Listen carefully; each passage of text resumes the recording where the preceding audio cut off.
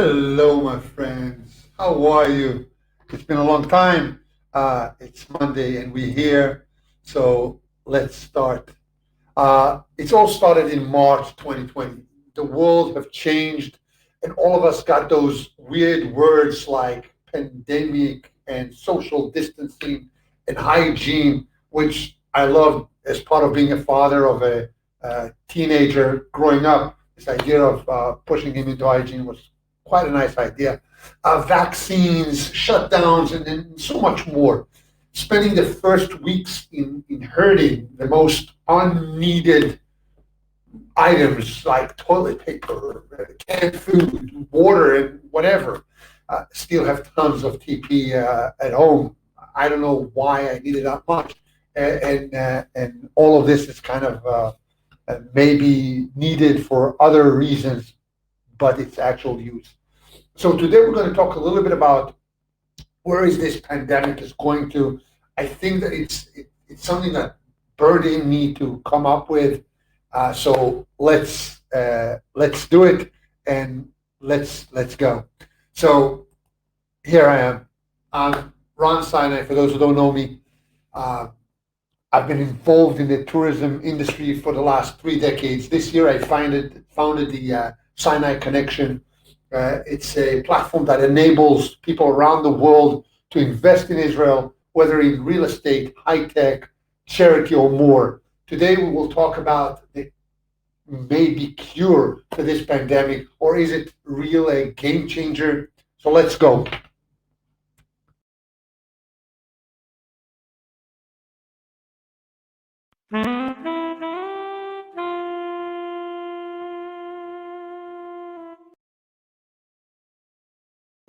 And we're back. So being a military advanced paramedic is not equal to 7 years of med school, and I'm not a doctor, and I can't, be there and express my knowledge as one of the doctors surrounding me. I do have a brother for that purpose exactly. So whenever I have a question, it always ends up with him. But in my case, I don't think I should know anything, and I do not know anything. But the logic of all of it is astonishing, and I do want to share with you these ideas. So I think that it all started with this first stage, the uncertainty. We all remember that happening almost a year and a half ago when things were unclear.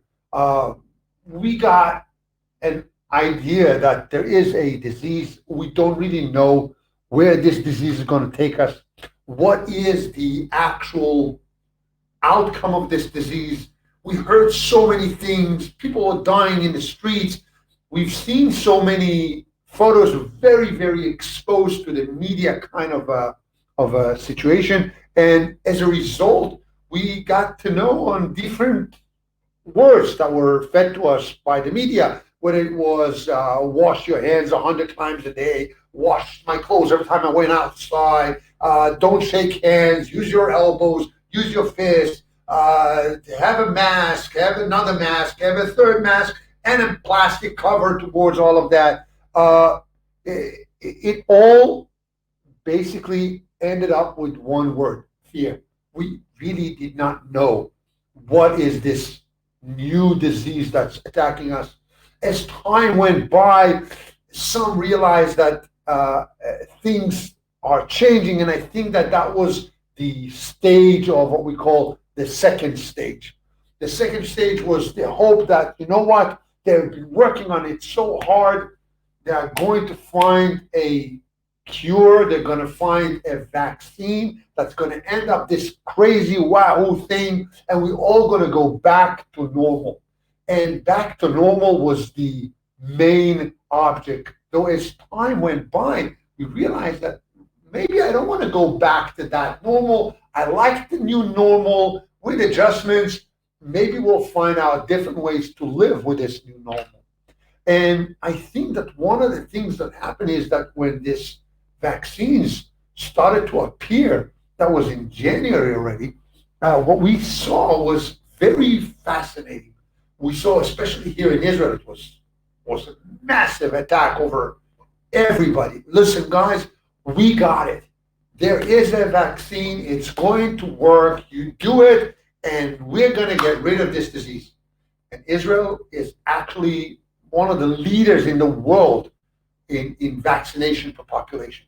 Israel today stands in about a little over 90% of the population that have been vaccinated, especially those who are over the age of 50, which is where we're starting to deal with actual risks in terms of younger. We already know that statistically the numbers of people that are less than 50 into getting sick is almost non-existing. There are a few, but that's not a disease that attacks young people. It's a disease that attacks the elders. We managed to protect them as much as we could. And in a way, the government managed to persuade everybody, whether right or wrong, in clear ways or not so clear ways, but Israelis got vaccinated, especially those who are in risk. And Israel is kind of leading in this thing. But here comes a little bit of an issue. This stage and this hope of finishing with this disease, due to the fact that most of the population is actually vaccinated, brought us to understand something very, very simple. Brought us to understand that we are in a situation that we are not ready for. Everybody's vaccinated, and yet we're getting people sick. And that understanding that people are getting sick with the vaccination turmoiled everything. So here in Israel, they started in pushing the elders to a third vaccination. Nobody else in the world is doing it, but here we're doing it. But one glimpse of a very bright light appeared in front of me only today, and I had to talk about it. I was looking on news broadcasts talking about this Israeli doctor that showed me maybe the future. And the future is not preventing it, because we already understand that preventing it isn't really working. We do know that people that have been vaccinated transferring this disease and getting sick themselves. True, they're not getting as sick as those who are not vaccinated, but the disease is still there. And the problem is that in some cases, even those who have been vaccinated find themselves in severe situations.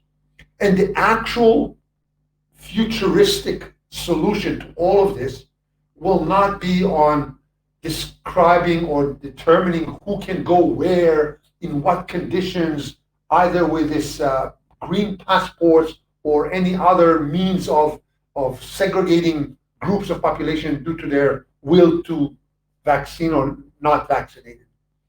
But the actual solution should be an ability to treat the disease and drop the fatality of this disease in much lower numbers, whether they are vaccinated or not. And this is actually what happened. If we can't prevent it, we're looking for the cure. And they've been looking for the cure from day one. They've been looking for drugs that will kill this virus from day one.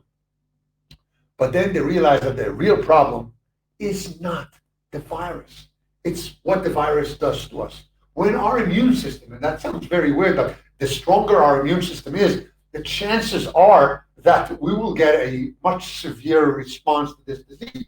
It's called hypercytokinin. It's actually a response of the body, of the antibodies of our system to fight the virus. And in result of that, they're actually toxic to our body. And what we get out of it, without going into very complicated matters, I will talk about it. It's just that this specific part of our immune system is what eventually creates these severe biological responses. So in Ichilov Hospital in Tel Aviv, where my brother is an anesthesiologist, they invented or came up with a drug called XOCD24, a weird name, but so is COVID-19. It's based on a biological protein that is known to the medical world from the fields of cancer research, and as we all know, Israel is leading in cancer research. And the role of this protein that they found was to calm the immune system. And in this coronavirus sick people, the second stage of it, the actual cause of difficult breathing and others can be solved with this drug, the CD24. And the doctors that actually came up with this, Professor Nadir Arber, he said in a very clear way, even if the vaccine fulfill their function, and even if there'll be no new mutations in this procedure, and we do know that that's not the case, we do have new mutations, the corona is still going to be with us for a very long time. We never been able to actually eradicate the virus completely. So the solution is not to fight the virus as much as to fight the symptoms that come out of it. And his co-doctor, Shiran Shapira, said that it will be effective regardless of the mutation of the coronavirus, because it's not turning directly to the virus, but to the immune system. So it doesn't matter what mutation is there, and it's going to work. It's amazing because they now finished the second stage of human trials all over Europe. The efficacy of this thing is staggering. It's over 96%. People that take it in a very severe situations after 5 treatments, meaning 5 days, find themselves strong enough to leave the hospital and go back home, meaning their respiratory abilities change. It's an inhaler that they take 5 times, 5 days, and they're good. I hope that this will be the actual solution to this crazy around the world, but we don't really know. I do want to say that this is the greatest way to end up our meeting, and with this positive notion, I do want to conclude by inviting you all to visit our website, www.sinaiconnection.com. It's the place where you get, and I will try and give you the ability to stay in touch with the country throughout the year. Even if you can't come here, even if you can't visit, Israel is going to be with you. I would love to connect with you and reveal to you all that this blessed country has to give. So until next time, see you again. Have a great day and have a great week.